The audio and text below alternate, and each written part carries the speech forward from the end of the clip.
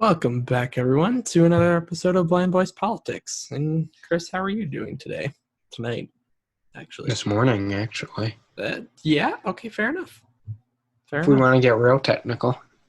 I like those technicalities. So how are you doing this morning?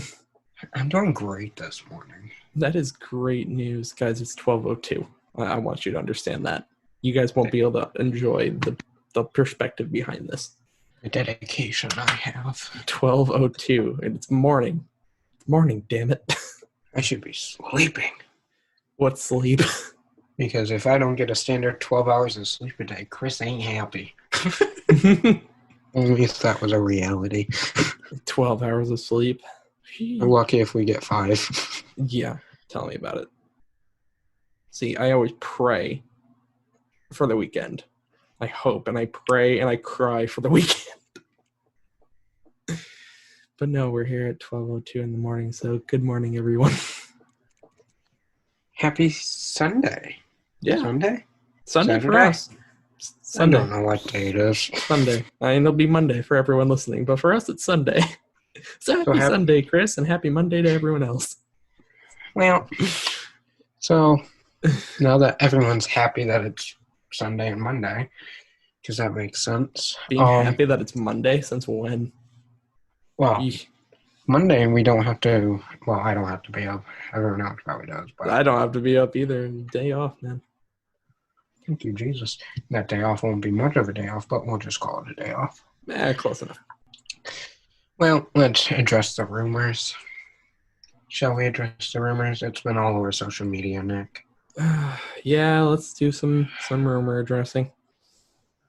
From the bottom of my heart, I'm sorry that we didn't have our recap available yesterday or 2 days ago. Saturday for you. I'm just saying the day. Yeah. Saturday. Well, let me give you a little clearance of what was going on Saturday. We had some technical difficulties. Yeah. And you know, it's real technical difficulties when the technology IT guy can't solve my problems. I'm sorry. I tried my best, but it was not going to plan at all. I just want everyone to know he did try. And as an IT person, he should have fixed it in less than 3 minutes. You belong at Windows, not Apple. Look, it wasn't as simple as just turning it off and turning it back on. Sorry, but you don't belong at Apple. You belong at Microsoft. Apple's like, boom, boom, boom. Microsoft's like, let me go take a poop first and be back in 20 minutes. Even though Apple wouldn't be alive if it weren't for Microsoft. You know what, Nick? Let me just have my moment. No, I so saying Apple, you need to sponsor me. DoorDash needs to sponsor me. That's my moment. And now it's the moment of getting into the news. Now that we talked, say good morning to everyone, and address the rumors that's all over social media. I mean, it's number one on trending. Oh, yeah. Everyone's talking about it. We're getting DM after DM. One guy asked me if I was dead again. The death hoaxes are started. Our celebrity death hoaxes have started. You know, it's really real when the death hoax, the net worth hoax. Celebrity news says I'm worth $10 while it jokes on them. I'm worth a penny. You're worth a penny? You're lucky. I'm pretty sure I'm in debt. Well, for being honest. Okay, moving on. Okay. We're not going to bring up sensitive topics. I'm worth a negative sense. But, our VP debate episode will be coming out later this week. We don't have an exact date yet because that's still up in the air, but we've got it this week. We've got it covered. You will see it, and especially with something we're going to talk about later, it'll slide in perfectly on a good date. If you want to know when it is out, you need to follow us on Twitter for all the exclusives. Because we'll definitely have the release date up there, hopefully a couple days in advance. Who knows, though? We'll try our best. Depends how technology is. Yes, of course. So let's get into some news. Derik Chauvin, he has been released from prison on bail. Yeah, we start off with a bombshell. If you've been living under a rock for the past 4 months, and don't know who this is, Derik Chauvin is the cop responsible for the death of George Floyd. And like Chris said, he's been released on $1 million bail. If you're not aware of how bail works, you only have to put 10% down, so 10% on $1 million is $100,000. There are conditions still because he is out on bail. That doesn't mean he's free, but he's not free. Yeah, he's free, but not free. He's not allowed to leave the state. He's not allowed to leave the country, and he's also not allowed to work in any sorts of law enforcement or public service. Yeah, and to make it very clear, he's still facing charges. To be exact, he's facing a count of second-degree murder, 1 count of third-degree murder, 1 count manslaughter, and 9 tax-related felonies. Now, that's old news of the 9 counts felonies, but one of them was that he was not reporting earnings to the IRS. That was one of the big things was he's a cop. How does he have $100,000 lying around? Well, yeah, if he's not reporting money to the IRS, I'm sure he had a little extra money lying around. One could assume that. We don't know exactly how he got the money, but if he's having all these tax issues, yeah. Well, and we'll have more information as things move forward here. He will remain out of custody as long as he respects the terms of, and the conditions of what he's facing right now. And the trial will be in March of 2021. And the judge in charge of the trial, he's going to be releasing more information October 15th, Thursday. So I'm sure we'll be talking about that Friday, if not Monday, depending on what time we get that information on Thursday. Yeah, right. But no, I mean, this is huge. Like, honestly, I'm surprised things haven't blown up more than they have at this point, because back when the George Floyd case was fresh and in everyone's minds and all that, social media exploded, the country exploded. The number of protests and stuff that happened was crazy, and I'm surprised it hasn't been much more talked about. Yeah, I'm surprised it hasn't been as much of a talking point now. His release as when it was happening, is when the case first happened back in June and July. And one thing to note, his whereabouts, where he is, that is unknown for his protection. That might play a role in it. I don't know. Who really knows why it's not very talked about? We might be, people might be kind of waiting for Thursday to see what the judge has to say. It's possible. And, it is surprising that it's kind of, the focus of the people is kind of on other things at the moment, both with the election and with other cases. You can get into the Breonna Taylor case and all that. People are focused on a lot of other things. Oh, there's a lot of things going on. Yeah, there's a lot of stuff going on. But yeah, we will have more information hopefully Thursday, and hopefully we can work that into our Friday episode. If not, you should hear about it from us by Monday. Now, moving right along, because that's all the information we have regarding that. We are making history in 2020, because if we didn't make enough history, let's make some more history. Yeah, and again, as is the trend in 2020, this isn't exactly the best case of history. The presidential debate, that was scheduled for October 15th. You know that? Yeah, you know what I'm talking about, Nick, right? Oh, absolutely. You were aware of that? We talked about that. Vitally aware. Well, the commissions of presidential debates have canceled it. Right. Canceled. Done.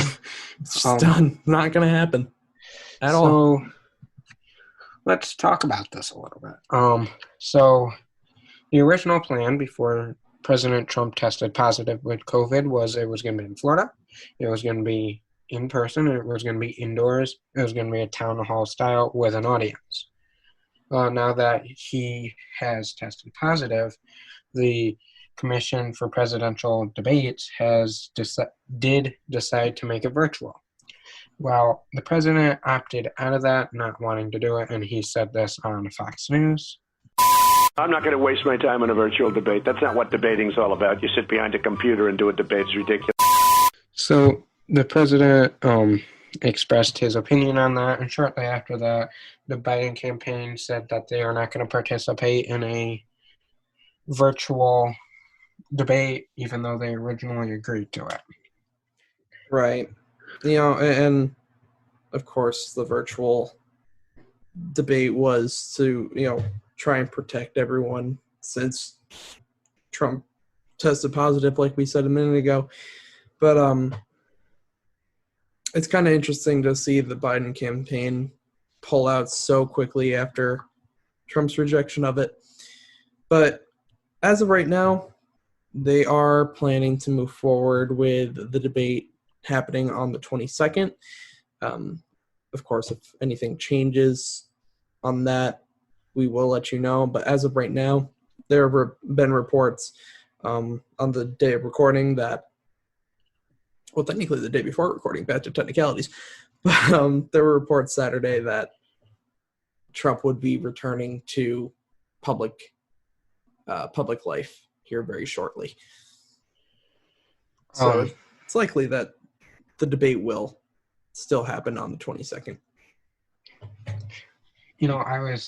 So the Commission on Presidential Debates did not confirm this until Friday around 1 or 2 o'clock, if I remember correctly. And they didn't cancel it, not confirm. And then on Thursday, this was the whole thing with them telling the candidates that it's going to be virtual. And the whole thing was, okay, if they continue to go through with the 15th and neither candidate shows up, what is going to happen? Yeah. Because the candidates aren't required to show up. It's not a requirement. So I was like, is there just going to be no airwaves for an hour and a half on TV? That would have been interesting, or just showing an empty hall. I don't know how that would work because it's virtual, so would it just be black screens?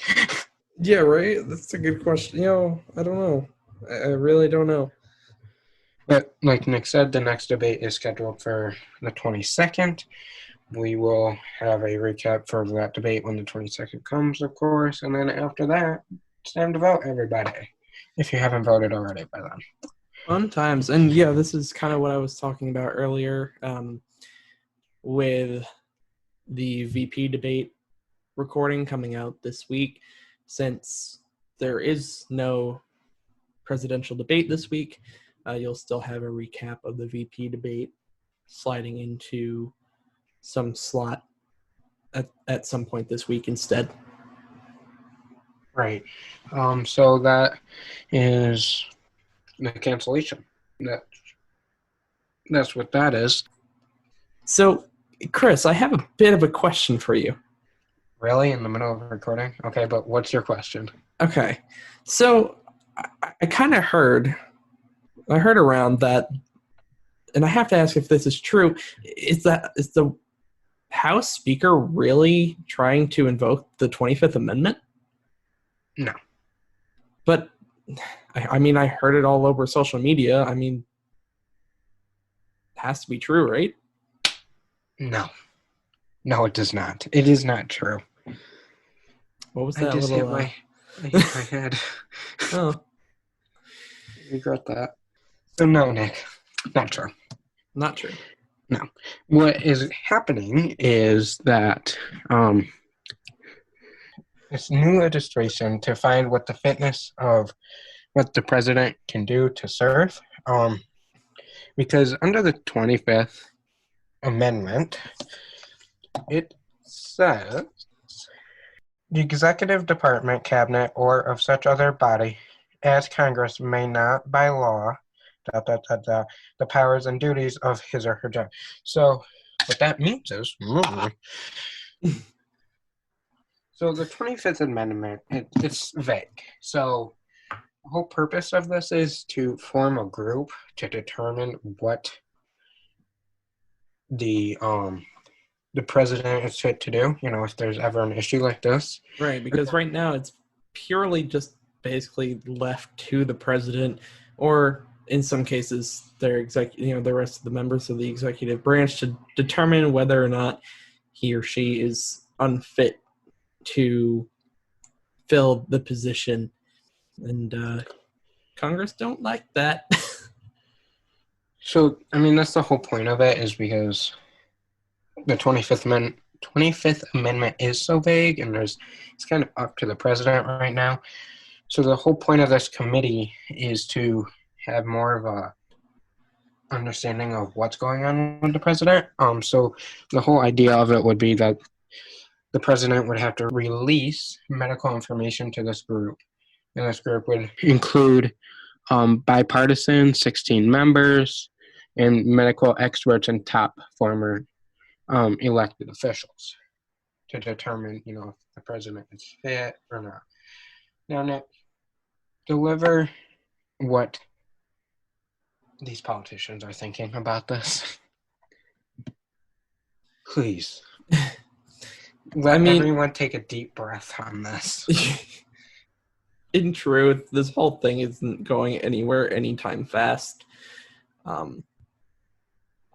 Because right now, especially, it's not going to go very far because, House isn't in session. So they can't even really... That might pose a problem. Just a few. So they are kind of unable to even move forward right now with the whole thing. The House Majority Leader called the whole thing absurd. So that's kind of where we're at with that. I wouldn't expect this to go through, or at least not anytime soon. Definitely not before the election ends, whatever. If it ever goes through, honestly. Well, yeah, that's why I said if it even goes through, don't expect it before election. But just to clarify, no, not invoking the 25th Amendment. No, they are. It's more of a, I don't want to say adding on to the 25th Amendment, because it's not that. It's more of a safety net. I suppose. I feel like if this did go through, it might end up in the Supreme Court pretty quickly, though, because it technically would kind of go against HIPAA, both against HIPAA and against the 25th Amendment itself, anyway. So this whole thing, it's not invoking it. It's just a committee. It's essentially just kind of Congress trying to have more awareness of the president's condition and place and things. So it'll be interesting to see how this turns out moving forward. For now, though, nothing to worry about. Yeah, for now, there's really nothing going on. They can't really do much about it. It's kind of just formations talk. House on session. Yeah. But let's move forward. Chris, you remember what we said last week about the stimulus, right? Yeah, can we roll the clip of that? Yeah. President Trump with a single tweet today. Not today. Yesterday, he said, "No more. We are not doing any more stimulus negotiations until after the election, and I win." Well, let me let you know. Never mind. Just never mind. And if you don't know what I'm saying never mind for, is because the president is now allowing negotiations between the House Speaker and the White House. And not only that, Nick, the president's feeling generous. Oh, how is that? How so? Well, remember before it was $1.6 trillion? Yeah. Now it's $1.8 trillion. Oh, boy. And the Democrats are at $2.2 trillion. Yeah, so, I mean, the negotiations are back on, but they're still not really getting anywhere. I mean, they went up $200 million, of course, the White House did and the Republicans did, but they're still $400 million apart in what they're looking at. And as of right now, as of recording, neither side is willing to budge really from where they're at the moment. Now, like you said, Chris, Trump is kind of being, we'll say very sarcastically, being a little generous. I mean, first he closes negotiations, and now he's reallowing negotiations, and he went up $200 million. Like, no one was expecting that. That came out of nowhere. Now, your good news is that the gap's starting to close a little bit. It's $400 million instead of the $600 million. But bad news. There's always bad news. The Senator Mitch McConnell said 3 weeks ago that a deal ever reaching is unlikely. So that's a thing. And the rest of the Senate is not on board. Yeah, well, that of course is something that we did talk about before. Is that the Senate was kind of rejecting the idea of any stimulus going through. So even if they do get this through the House before the election, before election day comes, I mean, if the Senate is just going to turn it down, then what was the point to begin with? It just looks good, Nick. I think it's more there's hope. That's where we're at. And then hope gets destroyed. And then the president keeps on tweeting that if he gets reelected, he's going to pass a stimulus. Well, can we revisit what I said last week, please? Oh, happily. The president doesn't have the authority to pass it without the Senate. Okay, do you think they got it this time? It's the second week of that, Nick. Maybe. Hopefully. I feel like a broken record at this point. Yeah, I know. I'll say it one more time. The president can't pass a stimulus without the Senate and House. Yeah. I mean, I thought it would be pretty self-explanatory, pretty straightforward at this point about what can and can't be done.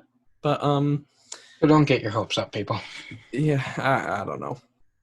We've been talking about stimulus for how many episodes in a row now? We can't escape it. Just someone please end it. I don't care if it goes through or if it stops. Just make it go away so we can report some fresh news.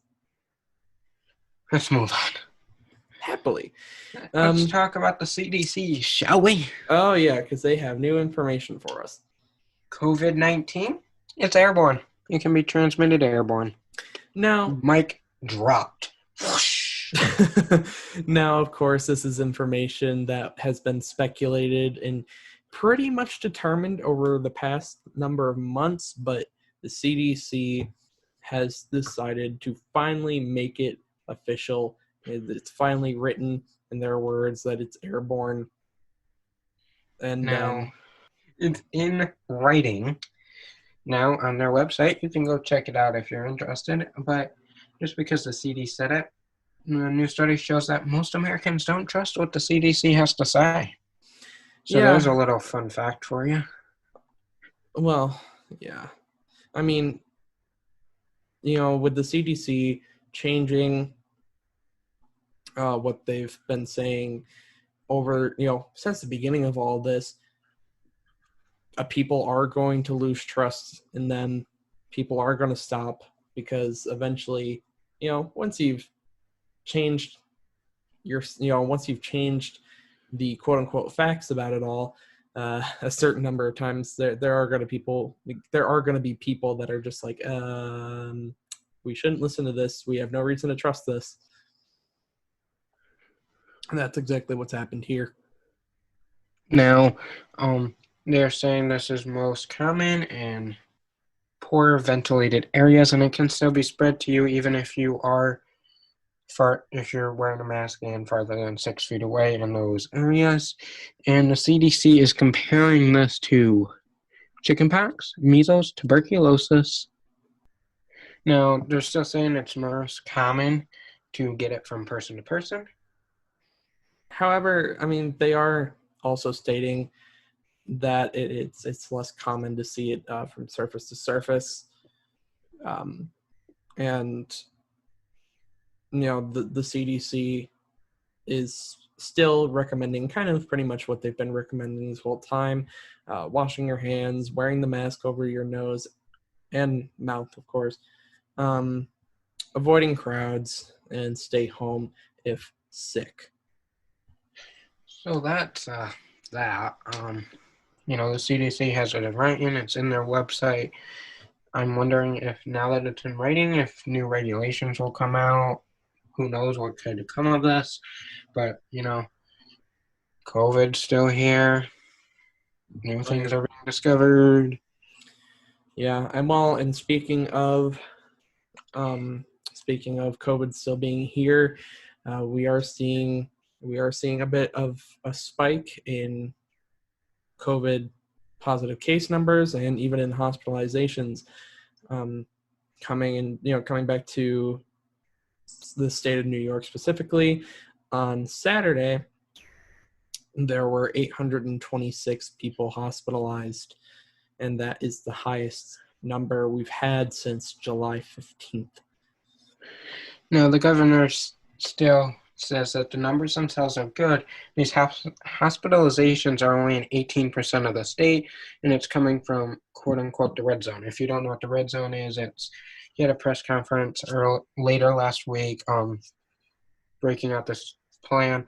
If you're interested in that, I recommend going watching the press conference because it's too much to break down in an episode. It would be kind of an episode all on its own, but he's saying it's contained to the red zone, but he's also saying still use your head. Don't get lackadaisical. We don't want to go backwards. Yeah, and not everyone is too happy with the governor right now. Churches are suing him because of his new plan, and there's more to come with that as it develops. So yeah, now Cuomo's being sued by churches. So there'll be probably more to come from that, but he's being sued. Yep. Again. Again. Boy. Okay, so let's talk about the Supreme Court just a little bit. The confirmation for Amy Coney Barrett starts this week. So we have a schedule of things that's going to happen this week. Yeah, so Lindsey Graham says that they will likely go on for a week. And like Chris said, we have the schedule. So on Monday, we will hear the opening statement. On Tuesday, we will hear the first round of questions. Wednesday is the second round of questions. And those 3 days will, in fact, be televised. Monday, Tuesday, Wednesday. Good job, Chris. On Thursday, there'll be a private session between the nominee and the committee. And then the committee will then vote on the 22nd. And then the full vote with the Senate will be somewhere at the end of October. This whole process is done to look at prior rulings of the person that's been nominated, what their views, what they could potentially, which way they'll be leaning towards on future cases. Yeah, and that's about it. Now, this is going to be they already get heated, but they're going to be getting even more heated, I have a feeling, because the vice president candidate, Senator Harris, is on the committee for this. So, and she's not very happy about that. So I can see things getting a little heated. things could very well get complicated because the Democrats in general, Biden and Harris are pretty strictly against both the nomination of another Supreme Court justice before the election, and it's also just because it's not their nomination. Trump nominated Barrett, so that could cause many different issues. But we'll have to see how it affects how it affects the proceedings, which I will get the chance to watch at least some of it because, well, again, the 2 rounds of questions on Tuesday and Wednesday, those will be televised, so you can watch that. So you'll be able to know what's going on, and we'll be talking about it Friday in more detail and talk about it all. Exciting times. But that's it for this week.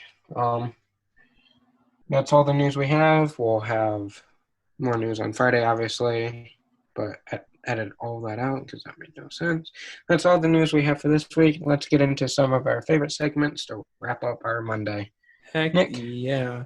So first, let's get into some dumb laws. Absolutely. So I'll start us out this time around, and the one that I'm going to pick is from the lovely land of New Hampshire. And the law that I take from New Hampshire states that it is illegal to collect and carry away seaweed at the beach, but only at night. So you can take seaweed during the day, and that's perfectly fine. I don't want it during the day. I want it during the night. I mean, even if this just said in general, you're not allowed to take seaweed from the beach, and from the ocean. My question would be why? Like, A, I don't think seaweed is that hot of a commodity for anyone to be worried about it. And B, I don't think you're having a seaweed shortage, New Hampshire. Sorry. But then the question becomes, why just at night? Is the at night seaweed for some reason valuable? Is it gold seaweed? I'm confused. Someone help.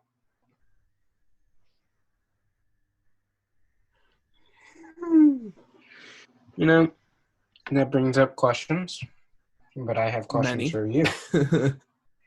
Let's go visit Wisconsin, why don't we? Why? What's in Wisconsin, Chris?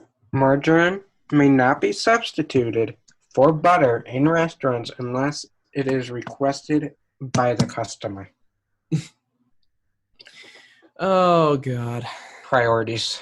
This links to another law, and I forget what other state, too, that, margarine, it's illegal to, call margarine butter. This is when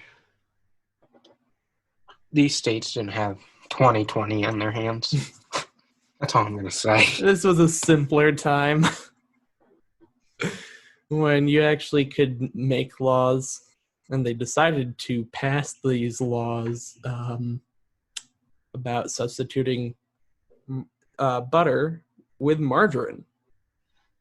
Okay. Well, I mean, can we go back to those times, please? Just for a day. Yeah, at least for a day. Just give us all some relief, please. Now, we have lots of questions. Those questions may be answered. That might be a hint to what's coming in the future. Well, we'll tell you what's coming in the future a little closer when the future gets here. Yeah, so, Nick. Yeah, Nick. Yeah, I didn't pick the good news story this week. You did. So I'm anxious to hear what it is. Yeah, I was put in charge of finding the good news story for this episode. And we have a pretty powerful one. And so essentially what happened was this 4-year-old girl, I don't know if I'm pronouncing this name correctly, Zion, I don't know. I'm sorry, guys. But we'll say Zion. So Zion was a 4-year-old child who had been getting a bone marrow transplant because she was born with sickle cell anemia. And so she had been fighting issues all throughout her early childhood.